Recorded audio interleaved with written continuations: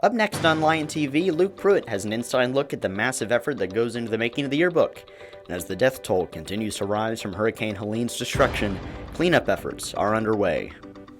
And meet Jordan Jones with our SHS Tennis State Qualifier information. All that and more, Lion TV starts now.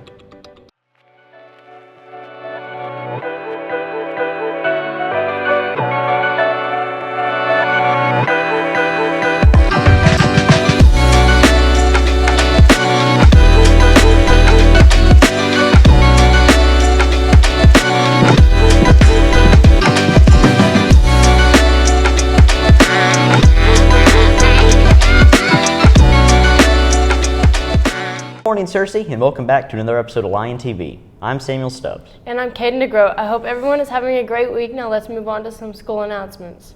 There will be a homecoming dance this Saturday, October 12th, in the Cersei High School cafeteria from 7 to 10 p.m. Tickets will be sold on GoFan for $10 each, and there will be a $1 service charge. The dance is only for current SHS students. There will be a check-in list at the door. Cash and Cash App will be accepted at the concession stand. Prom dress code will be enforced. This year's college fair will be next Tuesday, October 15th at 8:30 to 10 a.m. in the cafeteria. Juniors will attend from 8:30 to 9:10, and seniors will attend from 9:20 to 9:50 a.m. The students will be called out when it's their time to attend. NHS members, make sure you're on our Schoology page and have notifications set. The next meeting will be on Tuesday, October 15th at 7:30 a.m. in room at 326.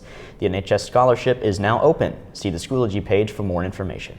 The Arkansas Tech University Academic Scholarship is now posted. Priority scholarship deadline is on December 1st and the final deadline is February 1st. The last ACT and SAT scores that will be accepted are from December's exams. You may go to the counselor's office for more information. Students, you still have time to join FBLA. The dues are only $20. For more information, you can contact Mr. Stewart or Miss McSpadden. You don't want to miss out on this opportunity. You know, there's a lot of preparation and time management that goes into preparing the amazing yearbooks that we get here at SHS. You're right, Samuel. It must be hard having so much to prepare, so many yearbooks for so many students. I wonder how they manage to do it. Well, good thing Luke Pruitt got to talk to a few members of the yearbook crew. Every year, students want to have a reminder of the friends, trends, and memories they experienced during their time at Cersei High, and the Lion Yearbook serves to accomplish this. Like clockwork, the yearbook is consistently published with pages of pictures, student comments, and design flourishes that bring out the school's spirit. But what goes on behind the scenes? What is it like to put these memories onto paper?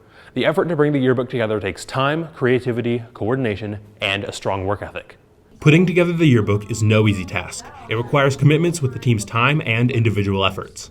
I am specifically in the photography section, so I take pictures and I also help put pictures on the page and make sure they look good.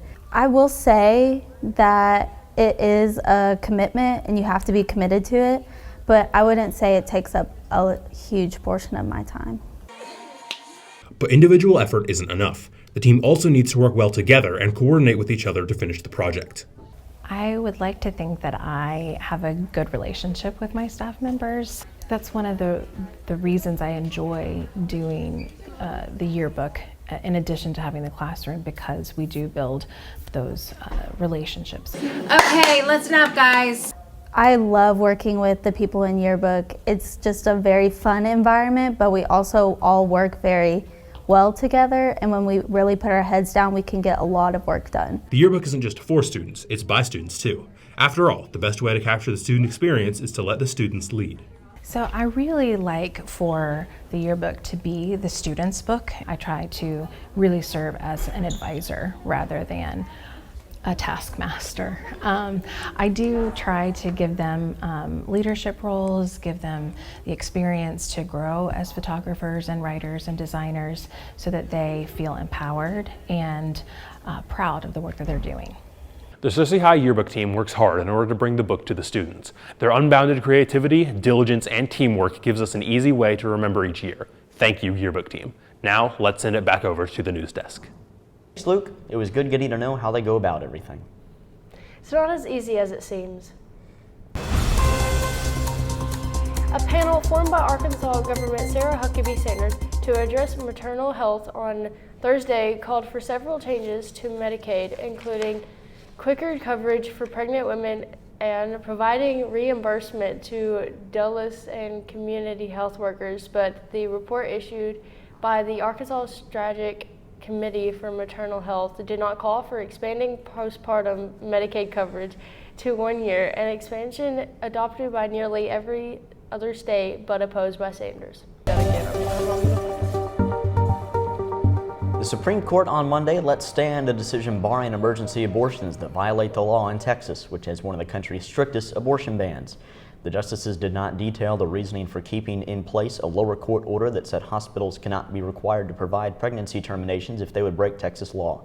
The decision comes weeks before a presidential election where abortion has been a key issue after the High Court's 2022 decision overturning the nationwide right to abortion. The death toll from Hurricane Helene inched up to 227 on Saturday as the grim task of recovering bodies continued more than a week after the monster storm ravaged the southeast and killed people in 6 states. Helene came ashore September 26 as a Category 4 hurricane and carved a wide swath of destruction as it moved northward from Florida, washing away homes, destroying roads, and knocking out electricity and cell phone service for millions. The number of deaths stood at 225 on Friday. 2 more were recorded in South Carolina the following day. It was still unclear how many people were unaccounted for or missing, and the toll could rise even higher. These hurricanes have been devastating. It makes me wonder how the weather is doing over here. I agree. Thankfully, we have James Stafford here with our weekly weather updates. Good morning, Searcy High. Let's get right into the weather. Today is sunny with a high of 80, rain of 2% chance, winds northeast 8 miles per hour, humidity 45%, and sunrise today was at 7:08 a.m. Let's move on to tonight. Tonight is clear skies with a low of 51, rain at a 4% chance, winds north-northeast 4 miles per hour, humidity at 69%, and sunset at 6:39 p.m. tonight. Let's move on to the almanac. High of 78 and a low of 54. Monthly average of precipitation is at a 4.13 inches, and month to date is at a 0. Let's move on to the 5cast.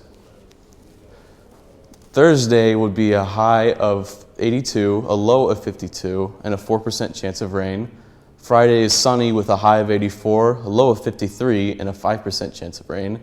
Saturday is sunny, high of 88, low of 51, 2% chance of rain. And Sunday is sunny with high of 90, low of 58, and a 3% chance of rain. And Monday would be a high of 74, low of 47, and a 0% chance of rain. Well, Searcy High, that's all the weather updates I have for you. Now let's send it back to the news desk. Thanks, James, but all this weather talk is making me hungry. Do you know what's for lunch today, Caden? I do. Today for lunch we'll be having the Works Pizza, classic cheeseburger, classic chicken pizza, macaroni and cheese, boneless chicken wings, and milk.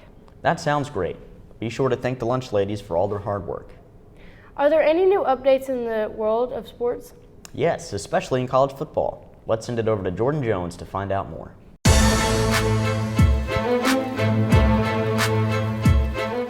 Good morning, Searcy High. I hope you had a great week so far. Now let's get right into some local sports.